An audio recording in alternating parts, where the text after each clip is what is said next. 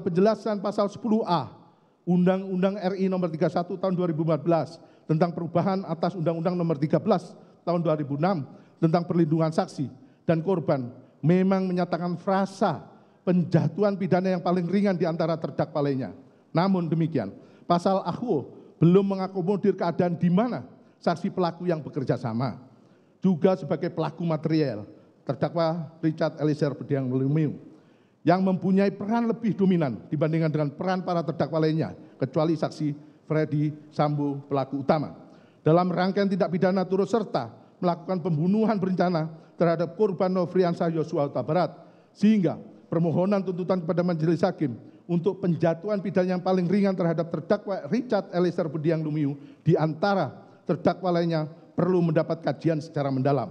2. Bahwa kondisi ini menimbulkan dilema juridis karena di satu sisi terdakwa Richard Eliezer Budiang Lumiu dikategorikan sebagai seorang saksi atau pelaku yang bekerja sama yang dengan keberanian dan kejujurannya telah berkontribusi membongkar kejahatan yang direncanakan untuk membunuh korban Nofriansah Yosua Huta Barat dan juga membongkar skenario pengkelabuan yang dibuat oleh pelaku utama yaitu saksi Ferdy Sambo.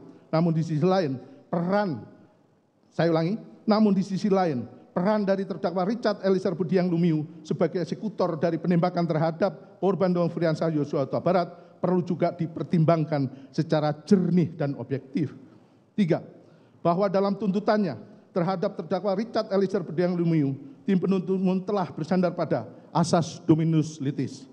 Ketentuan pasal 8 ayat 3 Undang-Undang nomor 11 tahun 2021 tentang Kejaksaan RI yang menyatakan demi keadilan dan kebenaran berdasarkan ketuhanan yang Maha Esa, jaksa melakukan penuntutan. Ketentuan pasal 8 ayat 4 Undang-Undang nomor 11 tahun 2021 tentang Kejaksaan Republik Indonesia yang menyatakan dalam melaksanakan tugas dan wewenangnya, jaksa senantiasa bertindak berdasarkan hukum dan hati nurani dengan mengindahkan norma keagamaan, kesopanan, kesusilaan, serta wajib menggali dan menjunjung tinggi nilai kemanusiaan yang hidup dalam masyarakat, serta senantiasa menjaga kehormatan dan martabat profesinya. Serta teori tujuan pemidanaan yang menyatakan pidana dijatuhkan bukan aqua pecatum est karena orang yang membuat kejahatan, melainkan nepecetur supaya orang jangan melakukan kejahatan.